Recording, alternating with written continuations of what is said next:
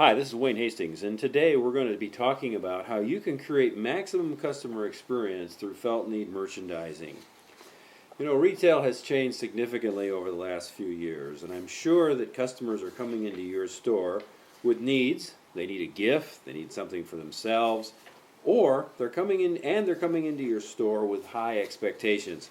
They've been shopping in many other places, and they bring those expectations from those places into your store. So today, we're going to talk about how you can improve your store and make your customers happy by focusing on their felt needs. You know, I walk into a lot of bookstores, and sometimes I walk into a store and it looks like this. Everyone's very quiet. The merchandise is just lined up nicely like little soldiers. However, there's not a lot of excitement. There's not a lot of a customer experience. Or I walk into a store and find products like this. Books are scattered, there's no real direction, there's no real planning. And unfortunately, sometimes I walk into a store and it looks like this. Shelves are empty.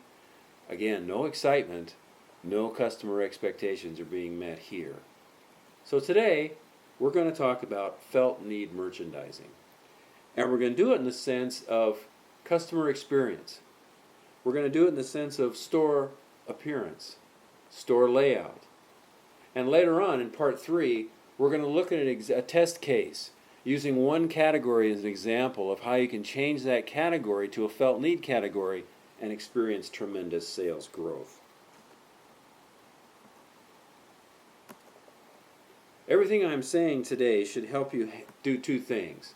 First of all, it should help you bring more customers into the store, which gives you an increased number of transactions. It should also help you raise your average transaction, as well as creating a store where people love to shop, talk to others about it, and bring them back. We want to focus how people shop. We want to focus on their need, not categories, just the customer and her needs as she walks into your store. And to do that, we're going to look at 7 things your store should reflect to align with those customer needs. The first is physical appearance. Did you know that 55% of your customers' opinion of your store is made out in the parking lot? That's why retailers like Best Buy and others build such high facades in the front of their store. It gives the customer the impression that there's lots of inventory in there. There's lots of things for them to look at. This store really has it together. They assume that's a second story, and by doing that, that appearance from the parking lot gives those customers confidence and a great experience before they even walk into the store. But it's more important than that. It's all about physical look. Once inside your store, customers want great selection. They don't want to have to look any further. Many times, unfortunately, retailers put products out, but they're just not intentional on how those products are set up. They're not intentional on the experience they want to create for the customer. They look at aisleways and they don't create the kind of environment that customers are looking for.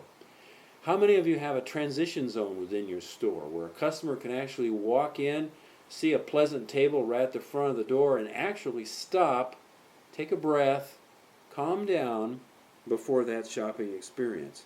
Or is there nothing there and the customer simply breezes in the front door, looks for an item, and either finds it or doesn't, and leaves the store? Many stores have too many of these, too many dead ends. Oftentimes we confuse putting stuff out with real merchandising.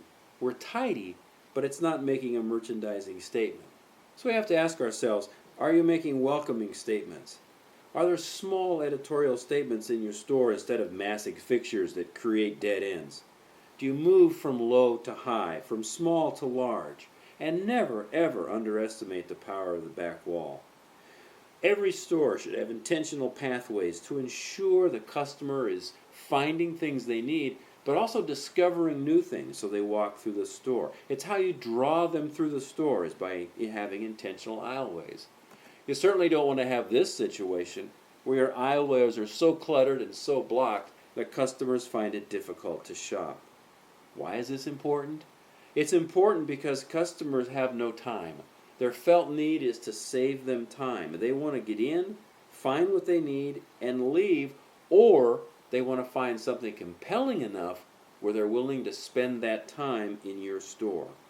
Store appearance communicates how you feel about this felt need. and it goes all the way down to the level of how product is displayed. Secondly, did you know that 73% of customers believe stores look alike? We've merchandised ourselves into sameness. Customers want something unique and different. Their felt need is, where's the wow factor? I've got so many options and so many opportunities here. Why should I shop at your store? So you need to look at how you're going to differentiate your store, both outside and inside. You need clarity, many destinations, changing displays. How often do you change your displays so that returning customers can see something different when they walk in the door?